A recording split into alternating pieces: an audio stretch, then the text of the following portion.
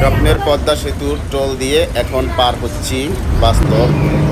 দেখুন, এখন আমরা পদ্মা সেতু পাড়ি দিয়ে ঢাকার উদ্দেশ্যে যাত্রা। আল্লাহর নামে চলিলাম। দেখুন, মেঘলা আকাশ, শুভ ভোরে একবারে কেলিভোরে রওনা দিলাম 6টার বাসে, হানিফ পরিবহনে। 6টার বাস, আশা করি 8টা 40 বা 45 মিনিটের মধ্যে ইনশাআল্লাহ আমরা ঢাকায় পৌঁছে যাব। সকলের কাছে দোয়া চাচ্ছি। দেখুন, দুই ধারে নদী, মাঝখান দিয়ে যাচ্ছে সেই 6 মিনিট লাগবে মাত্র পাড়ি দিতে।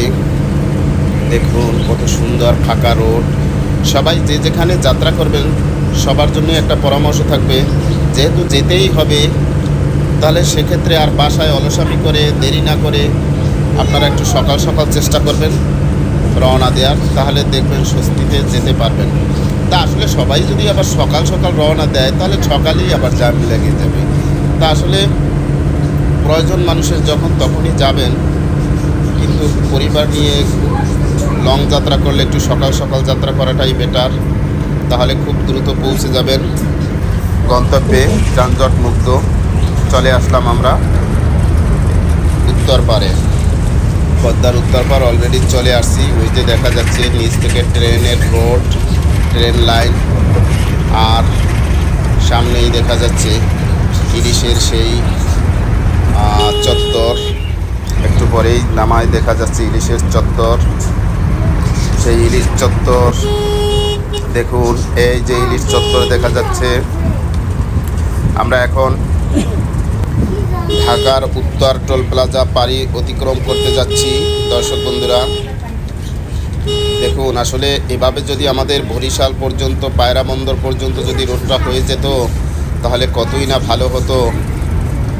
সরকারের কাছে আমরা কামনা করছি যেন আমাদের ভাঙ্গা থেকে বরিশালবাসীদের বা আরও সাথে কয়েকটি জেলা আছে তাদের কষ্ট লাঘবের জন্য যত দ্রুত সম্ভব সেই 6 লেনের কাজ শুরু করে দেন।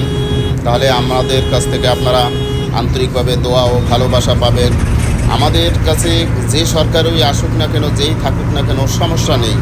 আমরা চাই দেশ নিরাপদ, সুষ্ঠু বন্টন, নো লুটপাট, যেন সঠিক বন্টন হয়, রাষ্ট্র যেন শান্তিমতো সবাই বসবাস করতে পারে রাষ্ট্রে। এটাই আমাদের প্রত্যাশা।